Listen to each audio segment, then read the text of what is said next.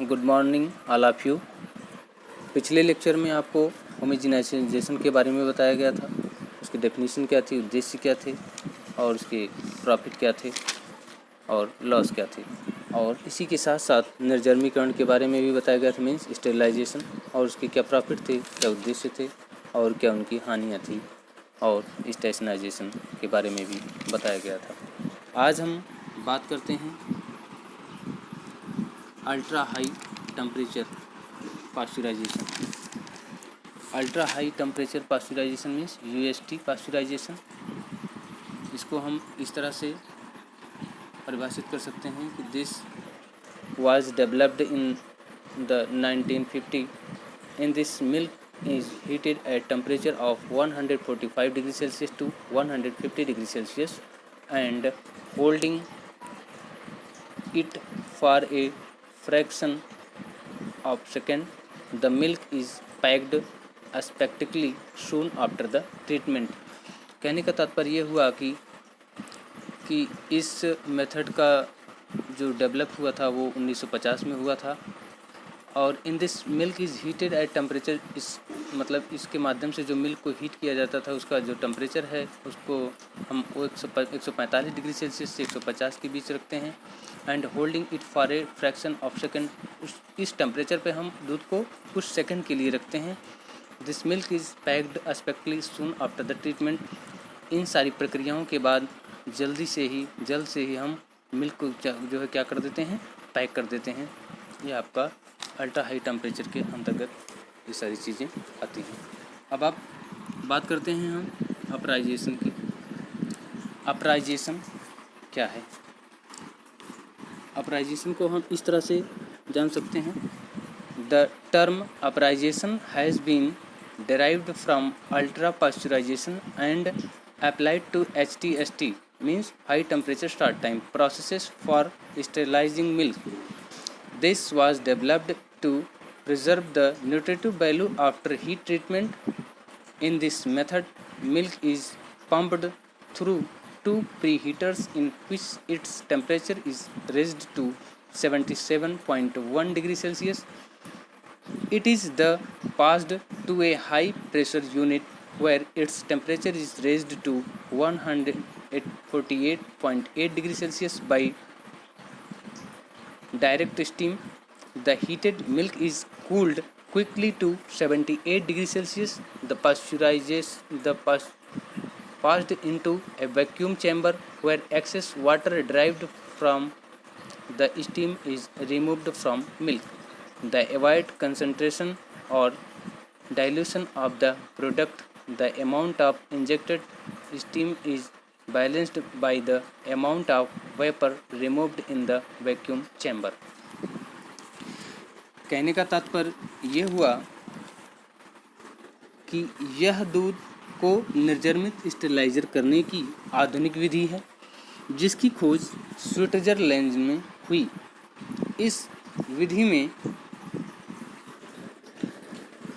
दूध को 65.5 degree Celsius 150 degree Fahrenheit पर कम दबाव से भाप के द्वारा गर्म किया जाता है।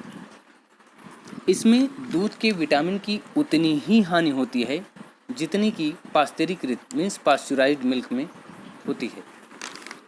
मेथड क्या है इसका? इसमें प्रयोग आने वाली मशीन को अपराइजर कहते हैं, जिसके मुख्य 3 भाग होते हैं। पहला, 2 stage preliminary heater, 2 stage preliminary heater. Second, deaerating unit, deaerating unit. और आपका थर्ड है high temperature treatment, high temperature treatment. सबसे पहले दूध को छानकर 49 degree Celsius means 120 degree Fahrenheit तक गर्म करते हैं और दूध में से ऑक्सीजन गैस बाहर निकलने के लिए डी एरेटिंग यूनिट में भेजा जाता है, जहाँ पर दूध में उपस्थित सभी वोलाटाइल गैसेस मीन्स ऑक्सीजन के साथ बाहर निकल जाती हैं, तब यह दूध डीएरेटेड मिल्क कहलाता है। फिर यह एचटी यूनिट में हाई टेम्परेचर में यूनिट में भेजा जाता है, जहाँ पर इसका तापमान ट्यूबुलर हीटर द्वारा 71 डिग्री सेल्सियस हो जाता है। उसके पश्चात इस दूध को अपराइजेशन ट्यूब में से गुजारा जाता है, जहाँ भाप की सहायता से दूध का तापमान 149 degree Celsius means 300 degree Fahrenheit तक पहुँच जाता है। इस नली में दूध रहता है। इसके बाद इस दूध को डिप्रेसिंग यूनिट में भेजा जाता है, जहाँ इसका तापमान कम हो जाता है, जिससे दूध में उपस्थित भाप समाप्त हो जाता है। अब हम बात करते हैं बैक्टोफ्यूगेशन की। बैक्टोफ्यूगेशन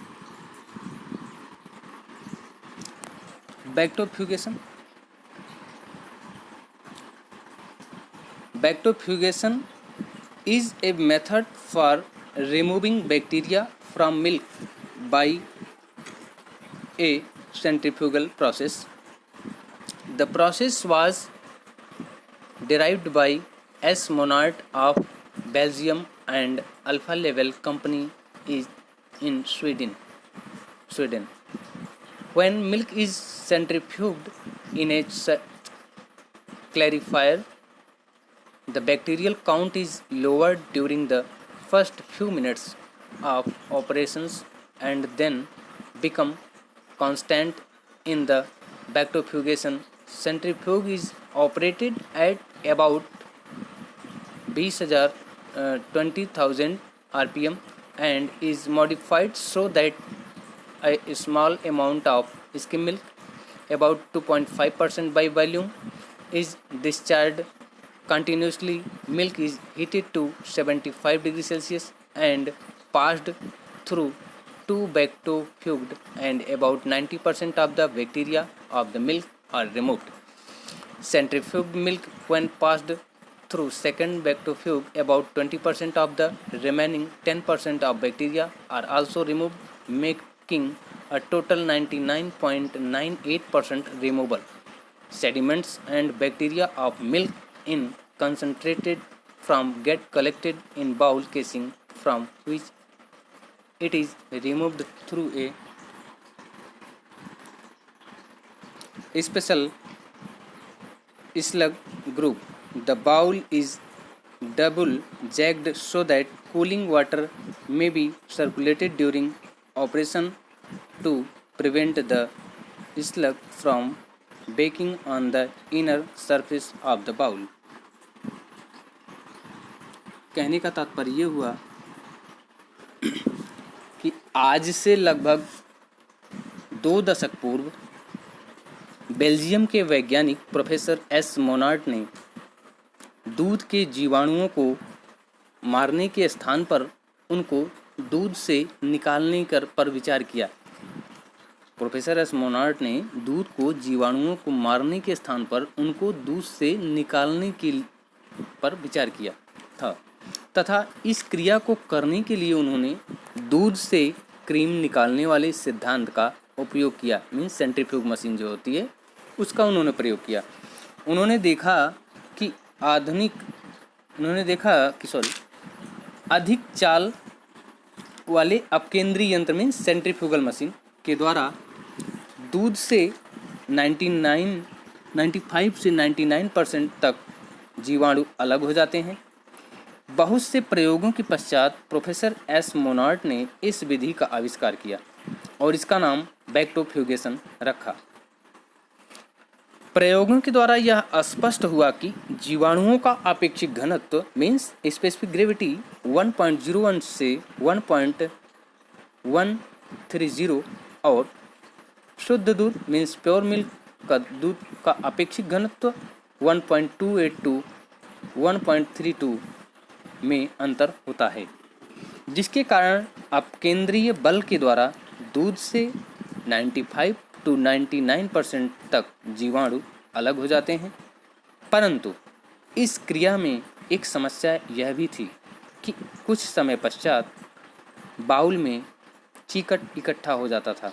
चिकट मीन्स जो उसकी तली में जो इकट्ठा होता, जो जम जाता था, जिससे मशीन की कार्यक्षमता कम हो जाती थी। अगर मशीन में चिकट लगा रहेगा मीन्स उसकी तली पे एक परत जमी रहेगी, तो मशीन क्या है, वो स्मूथली नहीं चलेगी, वो थोड़ा सा रुक के चलेगी, थोड़ा सा जाम चलेगा, जिससे जो है मशीन की जो कार्यक्षमता है उस पर प्रभाव पड़ेगा और उसकी कार्यक्षमता क्या होती है, वो कम हो जाती है। इसको दूर करने के लिए बाउल में छेद कर दिया गया, जिससे बाउल से दूध और चिकट निकलता रहता है। मीन्स जो चिकट वहाँ पे इकट्ठा हो जाता था, जो जम जाता था, वहाँ पे जब छेद कर दिया गया नीचे, तो उसमें से जो है दूध और जो चिकट था, जो मटेरियल था, वो सारा जो है निकलता रहता था, जिससे वहाँ पे बाउल में इकट्ठा नहीं हो पाता था। बाउल मीन्स होता है एक टाइप का कटोरा टाइप में बना होता था, एक पात्र होता है, उसको हम बाउल कहते हैं। कर दिया गया जिससे बाउल से दूध और चिकट निकलता रहता है और बाउल साफ बना रहता है। अब हम बात करते हैं बैक्टोफ्यूगेशन मशीन के भाग। बैक्टोफ्यूगेशन मशीन के भाग, पहला इसमें है पूर्व तापन के लिए पुनर्जनन भाग, regenerative section for pre heating. पहला है regenerating section for pre heating. Second है पास्चुराइजिंग सेक्शन,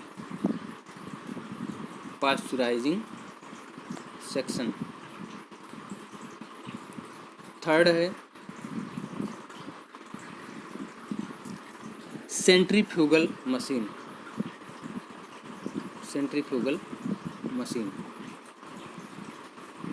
नेक्स्ट है आपका कूलिंग सेक्शन। क्या है? कूलिंग सेक्शन मीन्स ठंडा करने वाला भाग। और नेक्स्ट है चिलिंग सेक्शन मीन्स अधिक ठंडा करने वाला भाग, चिलिंग सेक्शन।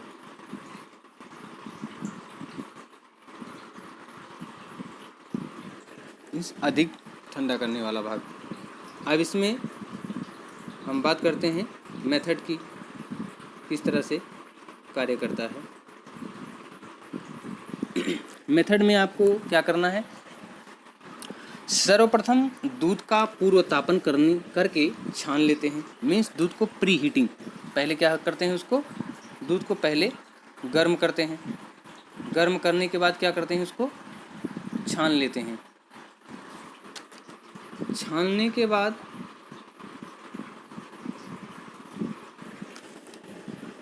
दूध को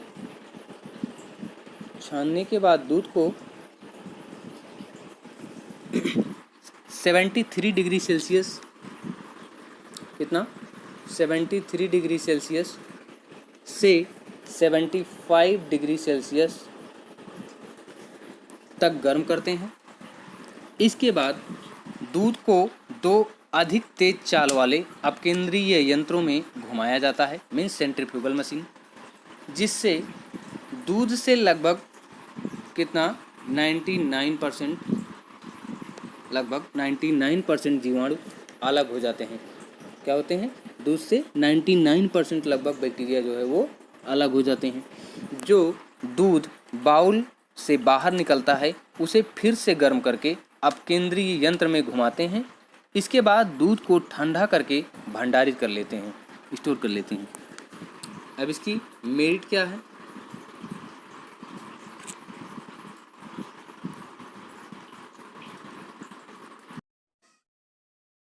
हम बात कर रहे थे बैक्टोफ्यूगेशन में बात कर रहे थे मेरिट की, लाभ क्या क्या है। तो इसमें पहला आपका मेरिट है, दूध से बैक्टोफ्यूगेशन द्वारा 99% जीवाणु निकाल देने से दूध की संचय क्षमता बढ़ जाती है। नंबर सेकंड, यदि दूध को अधिक दूरी से लाया जाता है तो यह विधि अत्यंत लाभकारी है। मीन्स दूध को अगर हम ज़्यादा दूर से लेके आ रहे हैं तो दूर से लाने पे दूध की जो संचय क्षमता है वो बढ़ जाती है और अत्यंत लाभकारी भी होता है। नंबर थर्ड, गर्म करने का खर्च कम हो जाता है। अब आ जाइए आप डिमेरिट में। डिमेरिट में पहला पॉइंट है आपका, दूध से जीवाणु पूरी तरह समाप्त नहीं होते हैं। नंबर सेकंड, दूध की वसा निकाले जाने की संभावना बढ़ जाती है। नंबर थर्ड, एक खर्चीला और समय लेने वाली संसाधन क्रिया है। क्योंकि बैक्टीरिफिकेशन मशीन से अगर हम दूध का बैक्टीरिफिकेशन करते हैं तो इसमें थोड़ा सा कॉस्टली भी पड़ जाता है, खर्चीला हो जाता है और समय भी अधिक लगता है और जो संसाधन क्रिया है वो महंगी भी आती है। तो इसको चलाने के लिए भी एक कुशल वर्कर की ज़रूरत होती है जो कि इसको चला सके, तो उसका भी खर्च ज़्यादा होता है और मशीन का खर्च भी ज़्यादा रहता है, तो इसलिए लोग बैक्टीरिफिकेशन कम करते हैं। और बैक्टीरिफिकेशन एक करने के लिए हमको दूध भी बड़े पैमाने पे ज़रूरत होती है। अब थोड़े से दूध के लिए बैक्टीरिफिकेशन की आवश्यकता नहीं पड़ती है, लोग दूध को गांव में गर्म ही कर लेते हैं। छोटी मोटी डेयरियों पे, बड़ी बड़ी जहाँ पे डेयरियाँ रहती हैं वहाँ पे बैक्टीरिफिकेशन की क्रिया करने का कार्य होता है। आज बस इतना ही, बाकी हम अगले लेक्चर में बात करेंगे।